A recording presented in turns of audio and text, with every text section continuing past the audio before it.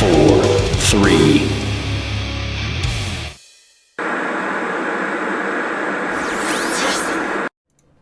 What's up, friends? Welcome to Chaos Live. If you have never been to one of these, this is my fun hour-long-ish live stream that I like to do on the weekends to hang out with all you awesome, amazing people, answer your questions, talk about whatever except politics, because I hate politics, and then, all that kind of fun stuff. So if you have questions, leave them in the live chat, and I'll do my best to get to them. I can't get to every single question because sometimes it, starts to pile up and get too backlogged on some of your questions. But what's happening to all you awesome notification platoon individuals that were quick to jump on that notification? We got FG Prodigy, the first one in the live stream, in the chat at least anyways.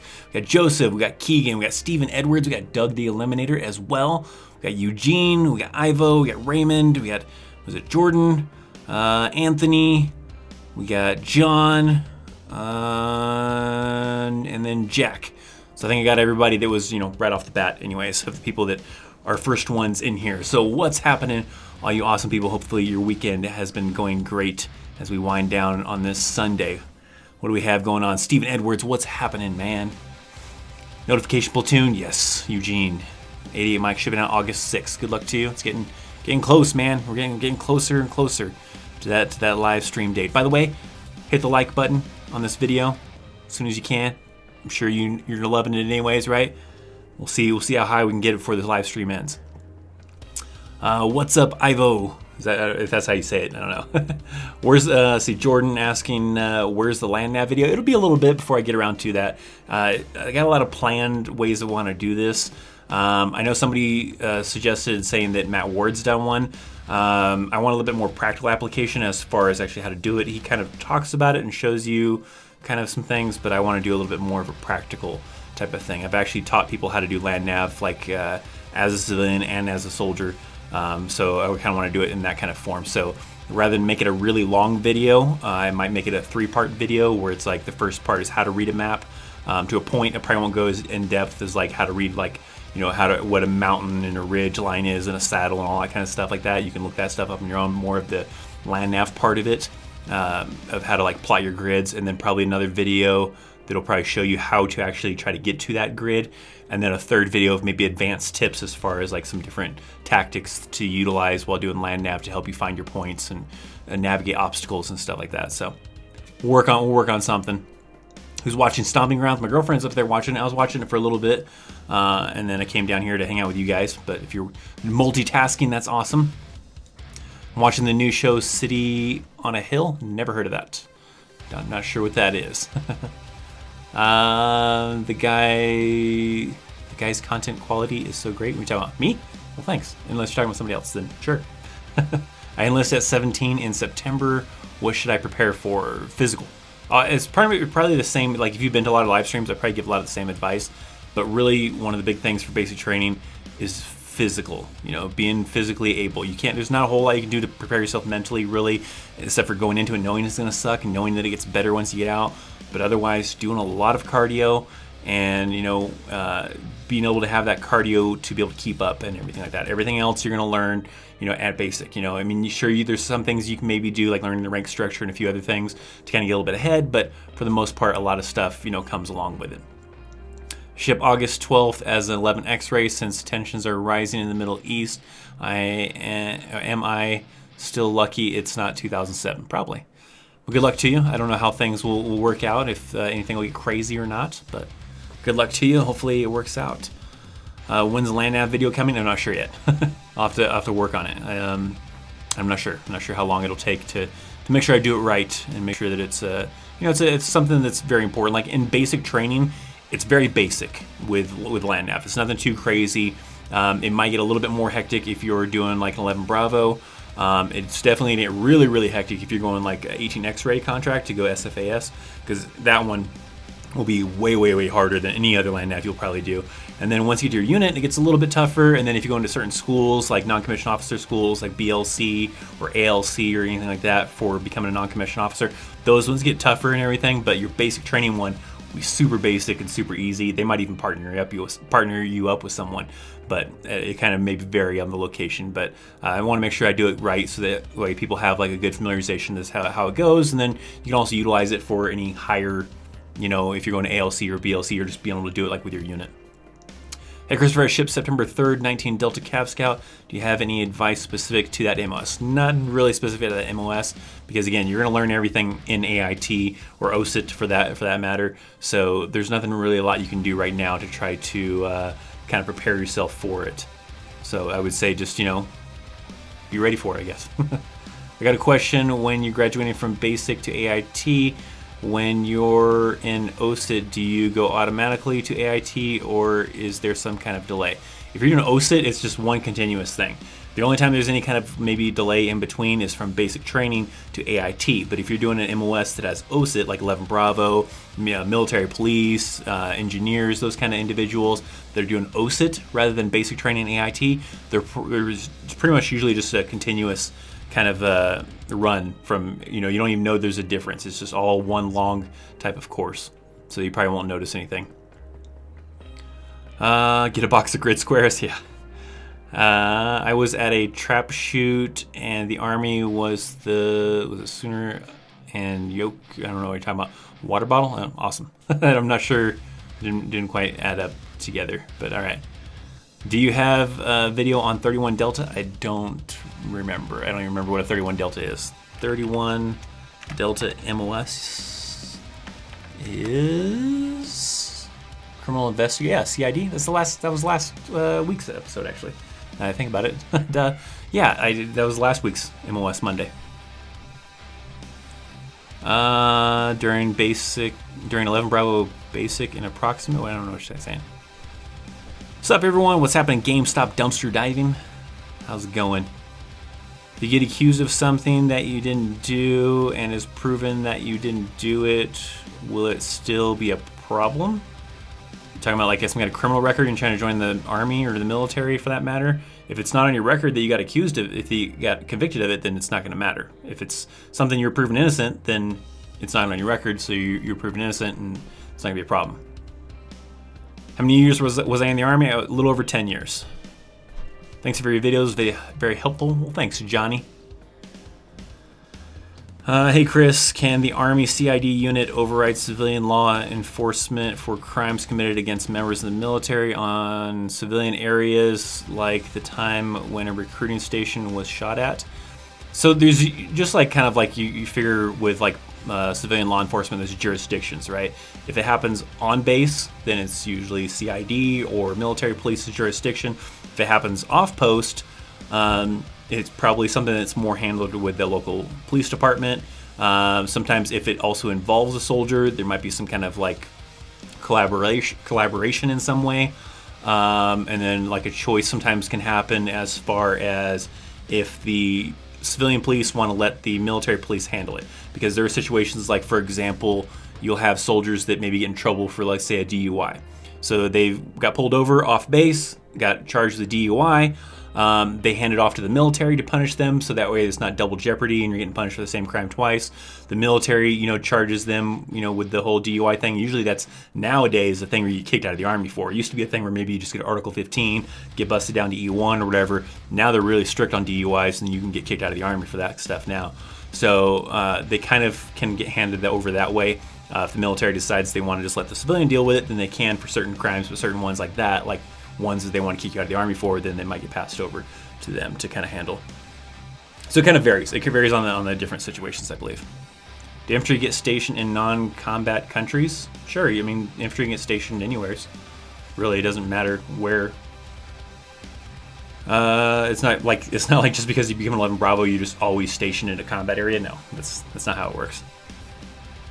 Does it feel weird living in a military town, especially if you become a civilian? No, not really. I mean, there's a lot of military and stuff around, and I work with military and everything like that. I'm fine with it. I'm used to it. I've been living here in this military town for, since 2004. So, I mean, quite a long time. I mean, you also had a couple of those years that I was in Iraq, but, I mean, for the most part, minus 2.5-ish years since 2004, I've been living here, so I'm used to it. I like it. What careers would you recommend for people that want to deal with technology or guns? There's an actual MOS for gunsmithing type of thing. I forget what that one's called. I did MOS money on that one already. So you can check out that MLS Monday episode. I forget what it was for unit armor or something. I forget what it was called. And then technology wise, probably like a 17 Charlie, even though it's really hard to get into. But you can do like the what's it called? Cyber awareness, not cyber awareness. I forget, but that one's a pretty hardcore one too, I guess. What did you do in the Army? I did transportation. I worked with transportation and I did a lot of ammo stuff too, with ammunition. So mainly transportation, but that also kind of led me into doing a lot of stuff with ammunition. Do 91 series, stay in the motor pool, or patrol during deployment. Was it like mechanic? Is that what you're talking about? What's a 91 series? Like a 91, what is it, 91 something? I forget. But if that's a mechanic, yeah, they'll still do patrols outside. A lot of times we would do stuff where we would have a wrecker with us on convoys. So they would be going outside the wire with us to do stuff. So if something happened and we needed someone to tow us out of there because, the vehicle got, damaged or whatever, then we could easily have someone with us rather than having to wait for someone to come to us. So there was a lot of times where like mechanics would go with us on missions. So yeah, we had a mechanic on mission with you. What's your favorite soda? I don't drink a whole lot of soda, but I guess Pepsi. I wouldn't say I eat and drink and everything completely healthy, but I do my best to sometimes do some stuff. I usually have like a Rockstar in the morning instead of coffee or whatever, and then for the rest of the day I usually have like Gatorade or tea or something like that. But if I do have any kind of soda, it's usually like a Pepsi or something like that. Do you automatically get kicked out if you smoke weed, or do they put you into a drug awareness program? No, they're really strict on it nowadays. It used to be a thing where you would get Article 15 and get busted down to an E1 if you came up hot on a urinalysis, but now you come up hot for drugs on urinalysis in the Army and they kick you out. So they've gone really, really strict on drugs and DUIs and stuff lately in the Army. That can vary, but for the most part, a lot of the cases I've been seeing lately are people getting kicked out of the Army for any coming up hot on drugs and DUIs. Tips for first duty station? I would say find out what cool things it is to do in the area. Your duty station is only as good as you try to make it. I mean, you're always going to have a situation where you might end up with crappy leadership. That's no different than any civilian job either. I mean, you could be working at Walmart, one location, and that Walmart employees are the greatest and their supervisors are the greatest, and you go to a different Walmart and you have the worst supervisor in the world, right? It's no different in the military. So try not to let that get you down. If you end up in a situation where you have crappy leadership and you're not happy with leadership, find what's available to do in that duty station outside of post, whether it be outdoor stuff, indoor stuff, whatever it is you're into. Find where it's at to keep yourself occupied and enjoy the area, for as long as you have in that area before you get sent somewhere else. So Hugo's at a hotel right now. Well, hopefully you're enjoying that hotel time, I guess. Have ever been in a firefight? No. There was a firefight-ish in the area, some gunshots going firing over us. Some mortars at times nearby, never any like direct firefight type of thing like that. There's some indirect type of contact that I've been in situations of, but nothing direct really. Can you get a military scholarship to do college after? Not necessarily a scholarship. They have the GI Bill that pays for you to go to school, so you can kind of do that. If you really want to get a military scholarship, the first thing I think of is the Green to Gold program. So if you go enlisted and then while you're enlisted you qualify for Green to Gold to basically go to ROTC, then that's kind of like a military scholarship and they pay your way through college and you can do stuff through that way-ish. Hey Chris, you talk about losing the whip the last Thursday? We're talking about the whip. It happened to us when I was in Germany. You kept us awake all night long in the morning. Don't know what happened to the guy. Not sure what you're talking about. The whip? I don't know. Can you get it? Oh, you ever talked about that one. When am I going to be an 88 mic instructor? I don't think I'd want to be an 88 mic instructor. I enjoy teaching JBCP and JCR right now. Hey Chris, please can you answer my can you get a meal? I just did. See, that's why it's a little bit behind. I go a little bit behind, and if I get too far behind, then you guys ask the questions again. That's why sometimes I have to jump around. Why do you think my military channel is doing better than my politics channel? I haven't seen either one, so I couldn't tell you. Not sure. 34 with 3 kids. If I go in as an 88 November and it's not in demand, will I fall into 88 Mike? No. The only time you end up with something where you end up having to reclass or whatever, or situations like if you fail AIT, then they can move you into another MOS that they feel like you could possibly pass. If an MOS becomes over strength, they'll try to either give people the option to either reclassify to some other MOS or just simply get out of the Army early. But they usually don't force you into another MOS unless you've failed AIT for that MOS for the most part. But that's kind of how it have to go. What is the time frame from you find out you're getting deployed or deploying? Roughly about sometimes a year, sometimes 6 months, somewhere around there. Unless it's a situation where you transferred to a unit that was already knew they were deploying, then you don't get any heads up but when you show up. So there can be situations like that where you get out of AIT, you go straight to a unit that's maybe already deployed and you're going to be joining them shortly after, or they're about to deploy, then you don't get very little notice, but most part it's about a year, 6 months, somewhere around there. All the deployments I ever went on, I got pretty much about, I think the shortest was maybe about 6, 7, 8 months, something like that. You had quite a bit of notice because you have to train up for it before you actually go. What do you think about the pinks and greens coming back? I like them. I think they look cool. They look sharp. They look very professional. I think they're pretty cool. Some people don't like them because it requires a little bit more work, but it does look very cool and professional, so I like them. Watching this one on the field right now? Man, the field life, huh? That's awesome. We'll stay strong, enjoy some of that field chow, and all that kind of fun stuff. Does every deployment have a time limit? Yes. For the most part, most of them used to be like a year, sometimes 15 months. They've slimmed down on most deployments now. So most combat deployments anyways, if you end up happening to fall into that situation, they usually do like 6 months, 9 months, something like that. There's also like non-combat deployments where people are going to like Germany, Korea, Poland, stuff like that. And those ones sometimes can still be a year, somewhere around there. Usually they tell you up front about how long it'll be. Most cases it ends up being a little bit short of what they tell you it's going to be. They tell you it's going to be a 12-month deployment, and it ends up being like 11, somewhere around there. So it depends.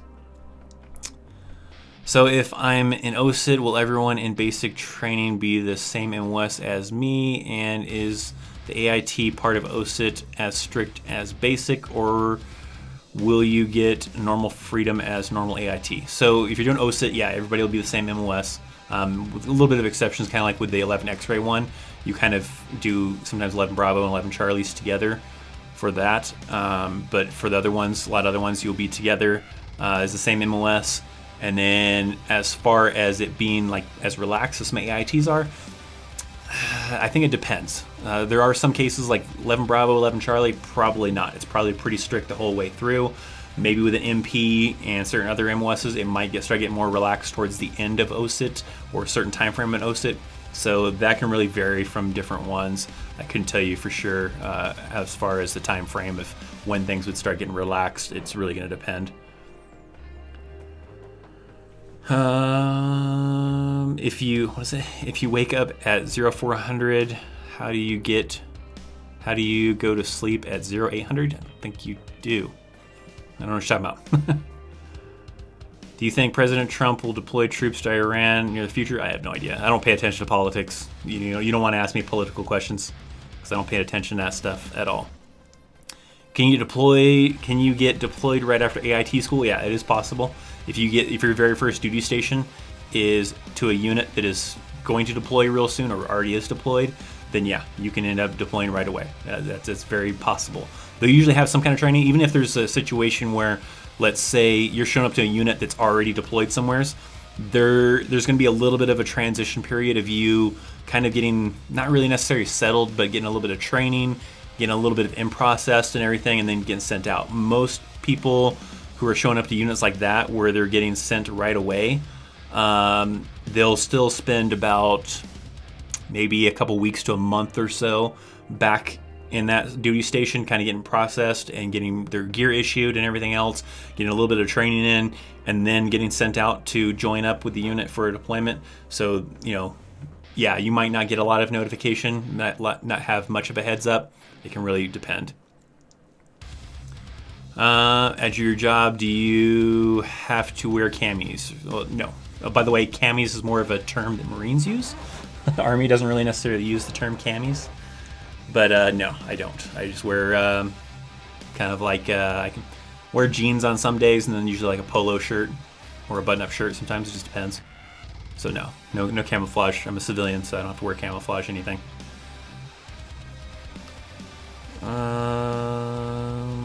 Were you ever put on a recruiting assignment in the Army? No, I wasn't a recruiter, so I didn't end up doing any recruiting stuff. Whenever you are in a combat environment and your deployment is almost up, do someone pick your group up on a helicopter? No, you're talking about to like go back and everything like that? It depends on where you're at, and I guess it depends on the deployment. I can't speak for all around deployments. For my deployments, like when I was deployed both times to Iraq, we would get on a flight and we'd go back to Kuwait, and we'd be back in Kuwait for a day or two, and then go back to the United States. So it was kind of a little bit of a process. So you would fly out of somewheres and then go back into Kuwait, and then from Kuwait back to the United States. It'll vary from different deployments or whatever. There can be situations where if someone was in more of a remote area, they might get a helicopter to somewheres where they could take an airplane back to Kuwait or back wherever. So that would kind of really vary. But in my cases of all the ones I did, we took a flight, took a military aircraft back to Kuwait, and then you have like a kind of a government chartered civilian airline. It's a civilian airline, but there's nothing but Army individuals from that deployment on that civilian airline, and then you have civilian pilots that are flying the plane, and then you're going back to wherever you're going to. The Nightwork Studios has joined the Chaos Army. Thanks for subscribing if you're here in the live chat, which looks like you are. Cool, awesome. Let's see what you got. When joining the Army, I wanted to do 12 Bravo or 12 Mike, but I have a slight hearing defect. Will that hinder my chance of doing one of those for my MOS? It really just, I guess, depends on how bad your hearing is. You'll have to do like a hearing test in MEPS, which is where you start off from to try to get into the Army. And if at MEPS they determine that your hearing is too poor or whatever for the Army, then yeah, it can. I can't tell you for sure unless you did the hearing test. I don't know what the requirements for the hearing test would be. They would have to tell you that. So it just really comes down to it in MEPS when they do a hearing test. Hi, this is a super important question for me. All right. If you do air traffic controller in the Army, do you need to be a U.S. citizen, and can you work for FAA after basic training? Army only do helicopters and jets. I couldn't tell you. I have no experience with that. Sometimes you can look it up on Army's website. Some MOSs, if it requires a security clearance, probably you have to be a U.S. citizen for it. It depends. A lot of times will depend on if it needs a security clearance or not. If it doesn't need a security clearance, but I would imagine that one probably does. So there's probably a good chance you're probably gonna have to be you're gonna have a security clearance for that. It just depends though. In what way should I prepare for basic training? Physically, just do a lot of physical stuff, a lot of cardio. Not a whole lot you can do beyond that. So just make sure you do a lot of cardio. I want to go 11 Bravo, but my mom and dad don't like that. What should I do? There's not a whole lot you can do. I mean, you can maybe have them talk to a recruiter, maybe, and try to get the recruiter to convince your parents. But otherwise, I don't really know. I've had quite a few people, tell me stuff like that, where they're like, saying that their parents don't agree with them joining the military, and they want some tips on how to convince them. I don't really know what to tell you. Each parent is gonna be different. Maybe something to try would be to get a recruiter to maybe talk to your family and see if that helps. When will they tell you the platoon you will be assigned to? For you're talking about like more of like your first duty station? If that's what you're talking about. That's usually somewhere maybe halfway through AIT or so. They usually have some kind of formation, or they have some kind of way of doing it where they're going to inform everybody of what, start passing out orders, and you'll find out where your first duty assignment is going to be sometime during AIT usually, or sometimes through, towards the endish of OSIT. something along those lines. Your videos have really helped me with my enlistment. Well, awesome. Thanks, Victor. Is 31 kilos still an available MOS? I don't know. We'll find out. You said 31 kilo? Is that what you said? What was it? Yeah, 31. Oops. 31 kilo MOS. Let's see. Yeah, still an MOS. Army Military Working Dog Handler. That is an MOS. I need to do that for MOS Monday eventually. I think a lot of people have asked about that MOS and stuff. Jay the Vorn, what's happening? Hey Chris, sorry I'm late. Notification been lagging. Hey, no problem. What are we at right now? We're at 26 minutes into the live stream, so that's not bad. Not too bad. If you guys are having a great time and enjoying the live stream, make sure to slap a thumbs up on it to show some love. It helps out, help recommend it to other people. Maybe to think that, hey, people think this is an okay live stream. Maybe you should watch it. Does being skinny matter in the Army, or is it all mental? Being skinny, it doesn't really matter being skinny. I was skinny when I came in the Army. You'll put on some muscle weight and some other stuff. So, yeah, I think it's fine.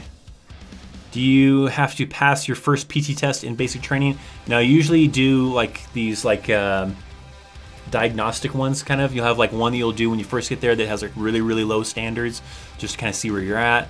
Then you have a diagnostic, more actual PT test to see how you're doing, and then sometimes one in the middle, and then it's really the one at the end that's a super important one that you don't want to fail that one. So that one kind of is the more important one, is the PT test closer to the end.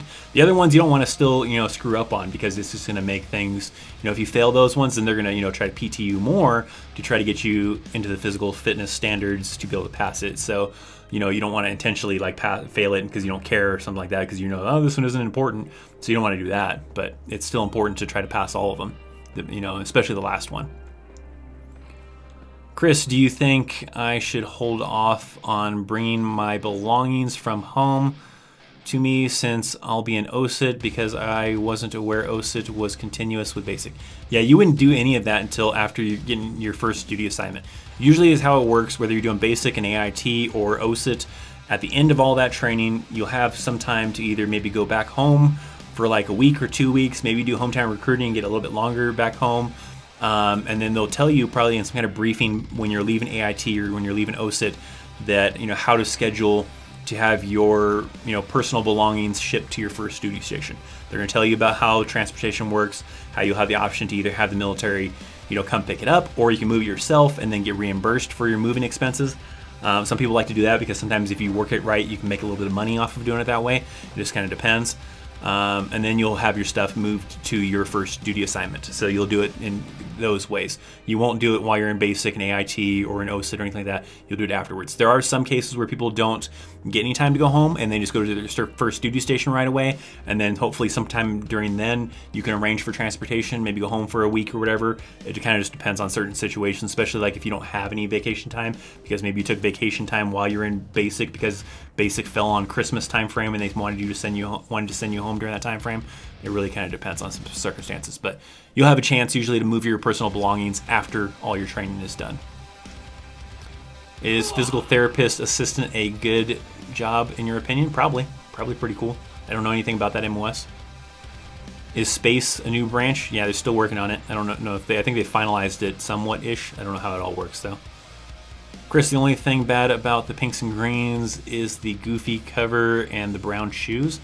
Yeah, I guess you get used to it. I don't know. Just gave you a thumbs up. Well, awesome, Stephen Edwards. The rest of you should do so as well, if you're enjoying it at least. Did you have any older recruits in basic? Were they treated any different? Looked down upon? Thanks for your vids. Love the channel. Yes, Nick. There was, I think, one guy, I remember he was 30, which isn't old, but because everybody else is 18, 19, around that age range, you're giving that person a little bit of a hard time, calling that person grandpa, even though 30 is nowhere near being old. But I mean, for the most part, yeah, I mean, a little bit of teasing. It's nothing really that big of a deal. You're not, necessarily being, picked on like crazy or anything like that. But yeah, there'd be a little bit of teasing sometimes in there. How can I stop sweating in a combat uniform? I hate sweating in them. I don't think if you're just a sweating person, then not much you can do probably. I don't know. I don't think you can lather yourself in Gold Bond to make it any better. I don't think there's anything you could do. If it's hot, it's hot. This is also another important question because it might change whether I join or not. I have a dislocated shoulder, which limits my movement. I can easily pass boot camp. Should I hide it and join? That's up to you, I guess. I mean, they're going to do some stuff, some physicals at MEPS. They're going to make you do some different things. If that affects your ability to move your arm around, do some things. I think they make you do some push-ups and stuff too. If it's going to affect some of the different physicals they're going to have you do at MEPS, then it's going to disqualify you. If you feel like that your shoulder injury doesn't prevent you from doing things like push-ups and physical activities and lifting things, then you might be okay and you might just be able to push through it. So it's really just going to be based on your abilities with it. Should you follow an unlawful order by an officer or risk a court-martial? So a lot of people always have that, kind of weird question, kind of things like that. That doesn't actually happen. You get that from the movies and everything like that. That's not commonly a thing. You have other people you can talk to. If someone's trying to make you do something that doesn't seem right, then you talk to other people in your chain of command and go through different proper channels. There's lots of actions to do. It's not like in the movies where there's going to be some kind of crazy things, like you see. Do they give you a hard time at MEPS for having tattoos? No, nobody's going to care. They're going to document all the tattoos. If you have, you can have some issues if you have tattoos in areas where you're not allowed to have tattoos in the Army, like on your neck, on your head, on your face, on your hands, anything racist or sexist or offensive in some ways, then you might have a hard time still being able to join. So that can depend. But otherwise, just having tattoos in general, nobody's going to care. A lot of people in the Army have tattoos. Whenever you receive your uniform in basic training, will someone measure you or just say, do you wear a small, medium, or large? Yeah, for the most part, other than when it comes to your dress uniform. So like your normal camouflage combat uniform, that one's more of like, trying to see if you fit better into the medium or the large long and all that kind of stuff, and then which one fits properly on you. But when it comes down to your dress uniform, people do take your measurements for that, because that one's a little bit more of a fitted kind of a thing. So that one, they will. When will they start recruiting for the Space Force? I have no idea. No idea. Was there ever a time you thought a drill sergeant or instructor went too far with the punishments or smoking or verbal assaults? Maybe only once. There was a time, I think I talked about this in a previous live stream when someone was asking about a funny story or something like that, where there was a time I remember the drill sergeant came in the middle of the night drunk, and I remember he was kind of, you could tell he was drunk, and so that was probably a little unprofessional of him to be showing up and, showing off basically for this girl. I don't know if it was his girlfriend or some girl he met in the club or what the deal was, but he was kind of like, felt like kind of showing off for her and drunk while doing so. So that was maybe a little unprofessional of him, but that was probably the only instance I remember. I'm 32, shipping to basic training in October. Good luck to me. Well, good luck to you, the kitchen gunsmith. Thoughts on Space Force? Space Force thing, man, again. All right. Thoughts on Space Force? What kind of weaponry do you think they'll have? How would they have basic training? I don't know if you guys think that this is like Starfleet and they're going to be going into space with laser guns and stuff like that. I believe, from what I understand from Space Force, is it's going to be handling space type of stuff. Things with satellites, things with, I don't know what else they'll possibly do. I mean, the Air Force pretty much already does a lot of the things that they talk about the Space Force possibly doing. So I don't really know. But I'd imagine it'd be normal basic training-ish type of things. Do you ever wax the barracks floors in basic? Yes, I did. Did I ever? Yeah. That sucks. Trying to work the buffer, especially when you have no idea how to work a buffer in basic training. That thing goes all over the place, and I don't remember if we got training on it. I don't remember. That thing's crazy. I got 2 warrants for speeding. Can I still join? No, most likely not. If you have active warrants right now, no. Can I be too tall for the Army? Yeah, I think, but it's really high. It's like 7 foot something or something like that. It's the too tall requirement. What's happening, Shane Hillbilly? How's it going? You don't have to obey a direct order from an officer if it's illegal or unethical. Yeah, But it's not like in the movies. We're going to have all these crazy situations all the time. I have a PT test tomorrow. Wish me luck. Well, good luck, Devin. You can nail that sucker, max it, or just above passing. Is there any advantage to joining the Army with a 2-year degree? Just getting to come in the Army with probably a little bit of rank, probably with a 2-year degree, probably an E3. Probably get to come in with a little bit more rank, make a little bit more money right off the bat. Other than that, not a whole lot much more. What are your thoughts on the vehicles will be with space? Again, the Space Force. Again, it's not to go fucking fly through space. You're not going and you're not doing Star Wars and Star Trek and all that kind of stuff. You're probably doing stuff with satellites. I have college credits. Is there anything I can add to this to make E2 before enlisting? Getting up to a 2-year degree, something along those lines. Hey Chris, I hope they need 94 Bravos on the Space Force. Man, you guys going up with that Space Force again.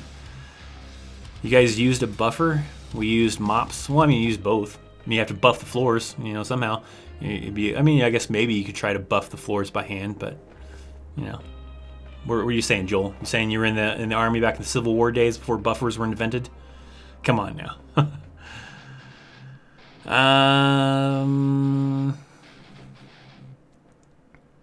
If you did study for the ASVAB because you wanted to join as fast as you can, would you regret it? And would everyone study for the ASVAB just to get at least a 70? I have no idea what the heck you're talking about. You should study for the ASVAB because you want to score as high as possible to get the most available to you for MWS options. If you didn't study for the ASVAB because you just wanted to join as fast as you can, it's going to limit the ability to get certain MWSs unless you score well. I mean, if you didn't study and you still scored well, then you're good. But if you didn't score well, now you might have to wait 30 days to retake it.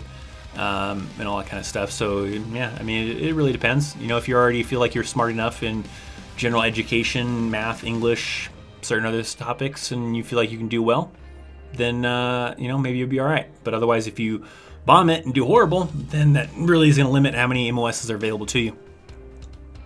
What is the worst second lieutenant you had? I don't know. I don't know if I really ever had any bad ones. I've had some that weren't the brightest and some that were really smart, but none that really were like crappy ones that I can think of offhand anyways. I don't think I ever had any bad ones. Is it hard to get used to wearing boots all day? Not really. I mean, at first it might be uncomfortable if you're not used to doing it, like when you first do basic training and everything like that, wearing boots all the time. But I feel like you get used to it pretty easily. It's not too bad. If you have a doctorate degree, can I get colonel or higher in the medical field? If you have a medical doctorate, not just a doctorate in general, and I don't think you come in as a colonel or higher. I think in certain type of fields, for someone who already has a certain amount of experience in that type of medical field as a doctor, you can come in as a captain, I think, or something like that. I forget what they allowed it, but there's some pretty tough requirements. It's not like you just came straight out of medical school and you're going to get to come in as a higher ranking in a doctor field in the Army. You usually have to be a little bit more established and all that kind of stuff. We got Hernandez with a super chat. Thank you. Thanks for the super chat. We got love your videos. Help me motivate to join. Well, awesome. Thanks for the donation. Glad to hear that. Glad to hear that I'm helping you out, and hopefully whatever you're going to join in as and go for works out well. Thanks for the donation, man.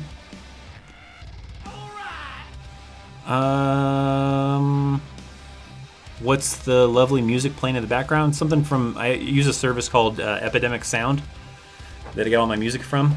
So something from that. I don't know the name of the song or who it's by or any of that kind of stuff. We're at 40 minutes.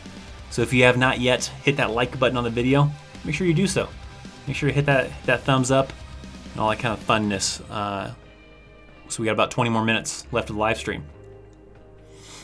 When you were at basic training, did anyone ever leave the locker unlocked? If so, what happened to that person? Yeah, there was a few times where that happened. There was one time where someone left their locker unsecured, and we came back from training, and all their stuff was getting thrown out the window from the second floor. and they had to go police all that stuff up. There was another time where someone left their wall locker unsecured, and they came back to find that the drill sergeants had emptied their can of shaving cream all over the inside of their wall locker. There was another time where a guy did that, and he had food in there, and so he came back and thought that maybe he was good. Maybe he was like, I remember he was worried about it before we got back, thinking he left his wall locker unsecured. Came back and his wall locker was locked. Well, the drill sergeants had taken the crackers that he had snuck out of the chow hall, crushed them up, and put them in his blankets and remade his bed. So when he got into bed that night, he had a bunch of cracker crumbs all inside his bed. So they'll mess with you pretty hard. Sometimes they'll just dump everything out, and you'll find your stuff scattered all over the place. So it's definitely not something you want to do. How was the Army lifestyle? It was okay. Not too bad. You know, you get used to it, I guess. I mean, it's not as free as being a civilian, but, you know, there's pluses and minuses, just like anything in life, I guess.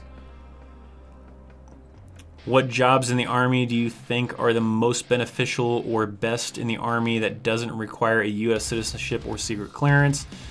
This is my last question, and at least 5 jobs. I couldn't tell you right offhand.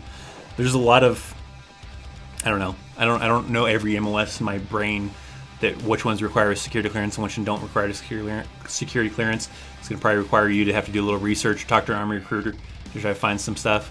I couldn't really tell you. Couldn't tell you offhand. We wore black leather boots on a 32-mile march at White Sands Missile Range in the 80s. Yeah, that's rough. When I first joined the Army, that's what I had was black boots. I wasn't at White Sands Missile, but I had black boots. We got to shine every day. Story time. Had an airborne instructor once had me stand outside the company and try to catch other students on walking and using their phones. Was told to bring those to him for punishment. That sucks. No one ever went with me willingly. Yeah, I wouldn't imagine, Jay the Born. Why do they call it smoking? Because you're just smoked. You're exhausted. So that's kind of the term you'll use. So if you're getting smoked, you're just drained and exhausted and burnt out because they're making you do all sorts of crazy exercises and all sorts of craziness, and so by the end, you should be smoked. So you're getting smoked. My wife is in radiology. Will she have to get a job off base? Or are there on-base options? No, if you're talking about in the military as radiology? Because, there's an Army MOS that does that. You work in the Army hospital doing stuff like that. If you're talking about, like, you're joining the military and she's coming with you, she's probably going to have to get a job in a civilian hospital doing something like that or off base, because the people that do it on base are typically people in the military. I don't know if they have civilians doing that stuff. There might be some civilian stuff. I don't know for sure. Something you have to look into, but quite possibly be an off-base thing if she's not military. How do officers become training staff members? I don't know what you're talking about. There's officers go through different levels of stuff. If they're going to staff, that is a certain level in their career that they have to serve some staff time and do different staff type of things. I don't know if that's what you're talking about, though. I'm not sure. Chris, did you ever wear, the Cochrane jump boots? No, I don't remember. Because I can't remember which ones those ones were specifically.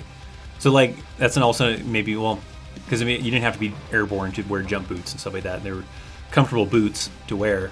They were just a style. They were called jump boots and stuff. So I might have. I don't remember specifically. Because I think that the Cochrane was the brand, wasn't it? That was a long time ago for that time period. That was my early Army days. So I don't remember for sure.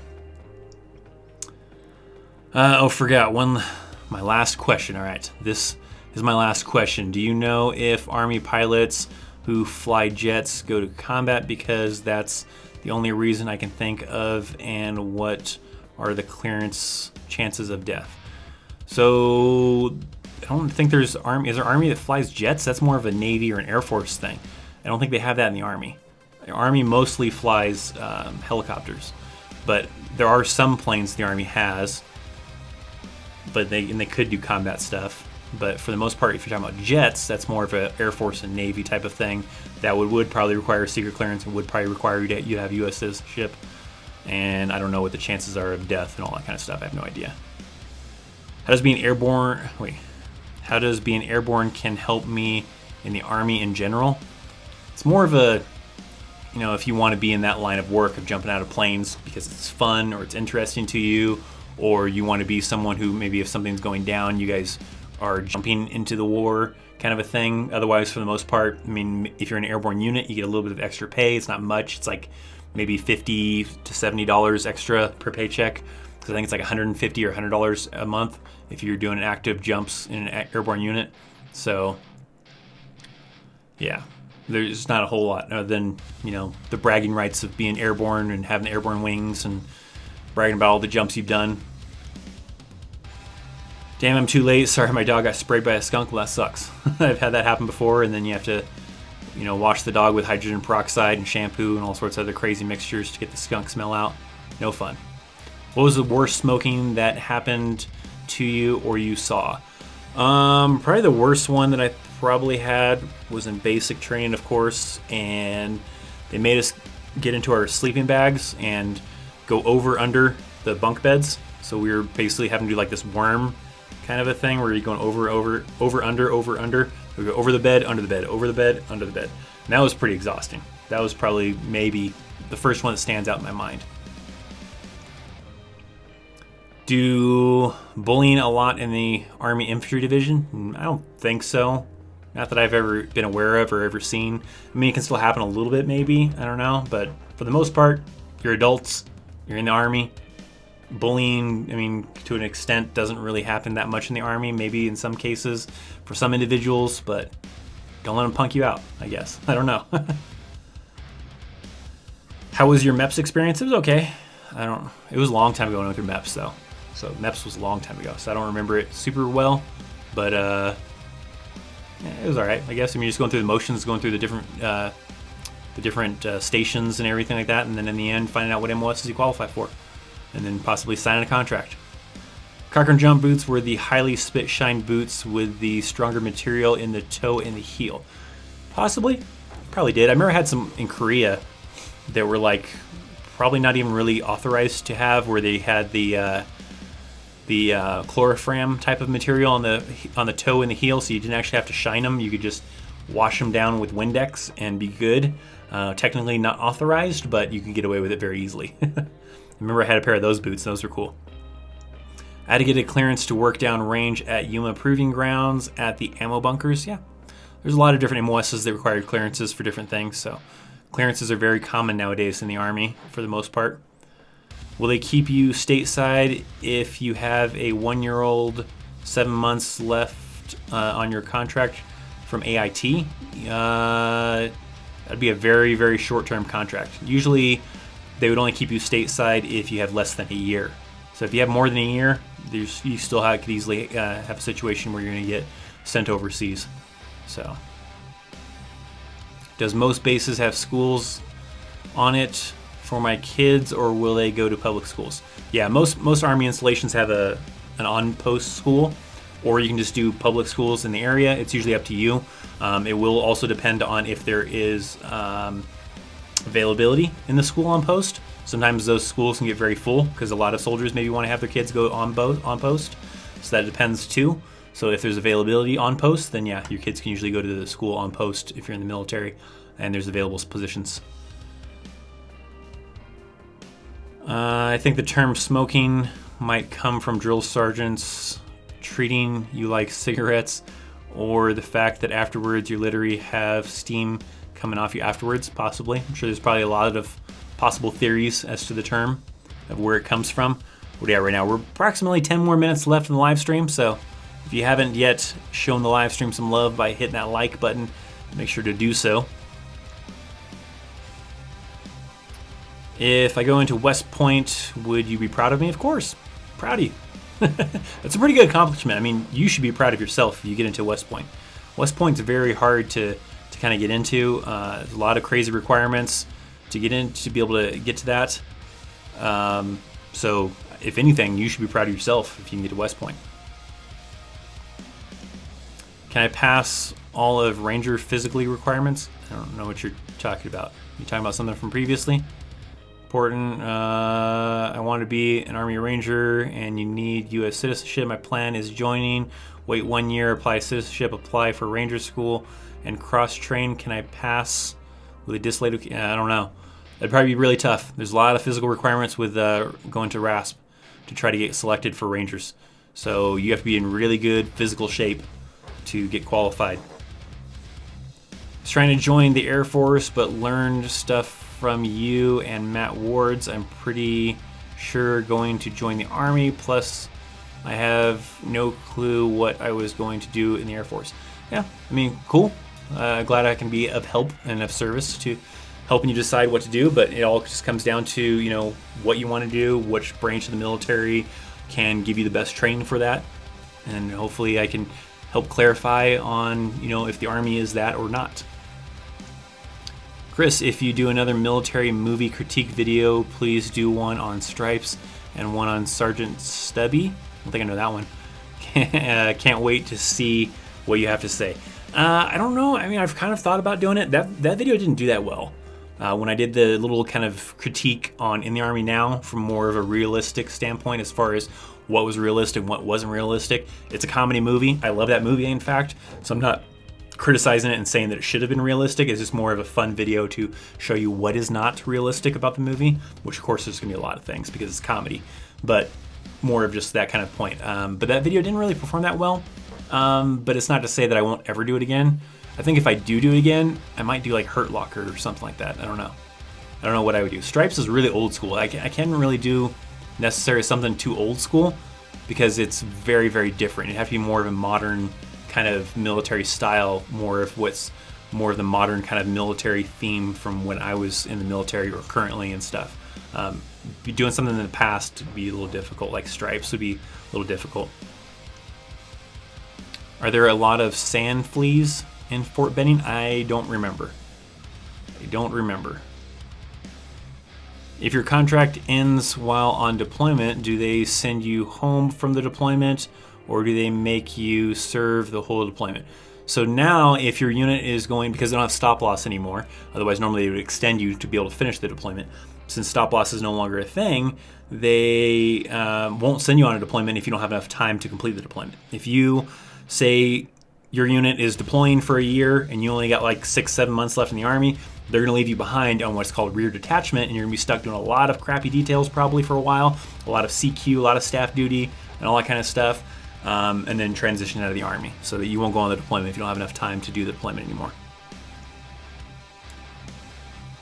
How many military bases does the Army have around the world? I have no idea. A lot. Because you also have reserve bases that are mainly used for Reserve and National Guard, so I could not tell you. What's the best memory in the Army? I don't know. Probably something to do with some hanging out with friends, meeting the people. Seeing the palaces in Iraq were kind of cool. Being in Iraq wasn't so cool, but I don't know. Hope I can get stationed in Colorado. Love your videos. Well, thanks, Robert. Colorado's pretty great. I like it. What branch should I join? It really just depends on what you want to do and what branch of the military offers the best training and the best experience for what you want to do. Obviously, if you want to do things with aircrafts, then, you know, Navy or Air Force is probably best. And vehicles, maybe the Army. You also have to consider that the Army allows you to choose your MOS, where a lot of other branches do not. So that is also kind of important too. You have to weigh a lot of different factors in there. So it's hard for me to just say simply because I was Army, I'm not going to say simply join the Army, because it may not be for everyone.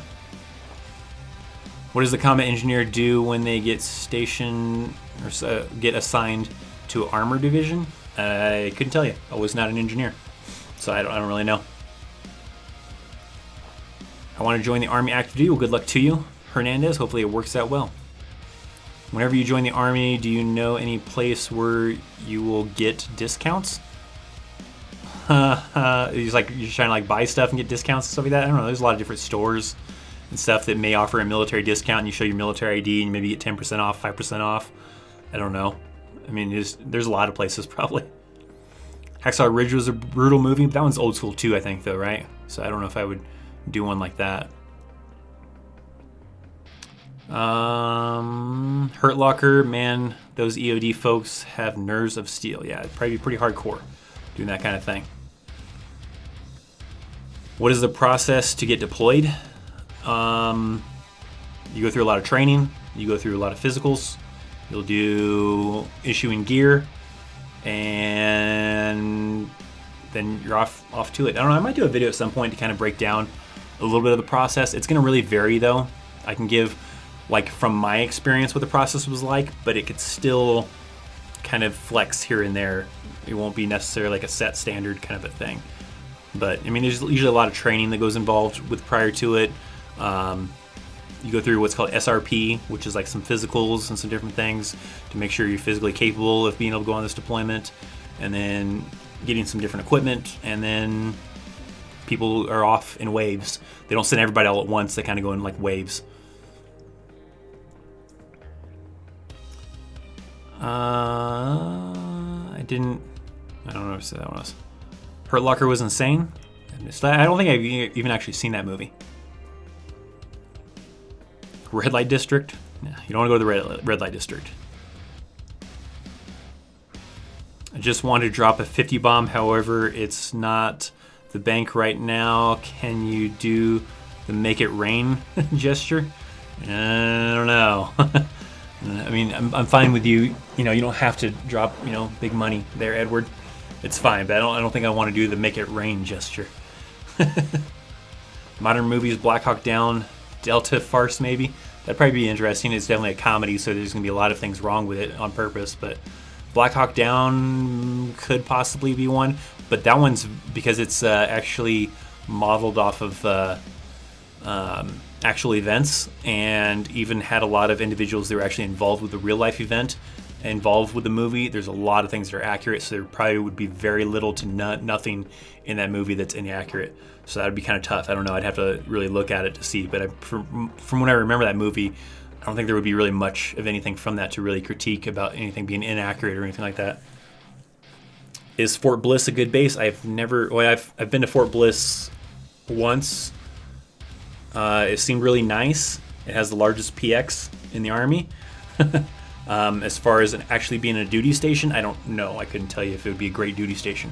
The nice thing about Fort Bliss would probably be, I don't know. It's kind of, you're right there with El Paso, Texas area, and it's not the greatest area. Maybe certain other places a little bit farther away from Bliss are really nice, but for everybody I have known that has been stationed at Bliss, say that, with Mexico being that close and El Paso being a little bit run down for the most part, I don't know. Couldn't tell you. When I was at Benning, the Six Flags in Atlanta used to give service members and their families free passes on certain days, so military discount and benefits can vary by location and businesses. I agree. It kind of just depends on different situations.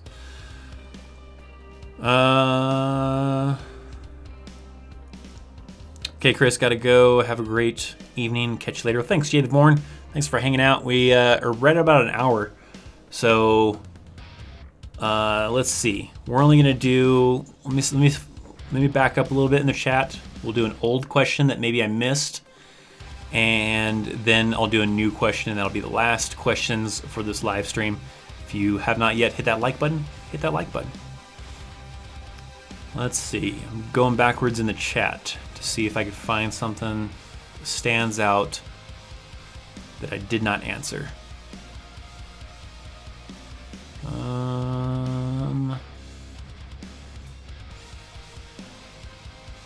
Give me a minute while I try to search through here. A lot of these I've already answered, or some of them are just people responding to other people's questions.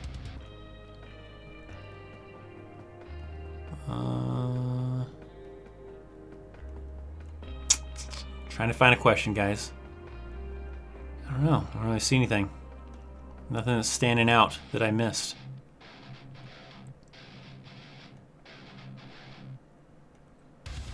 A lot of these questions I answered. I don't see anything old that's standing out, so we might not do an old one.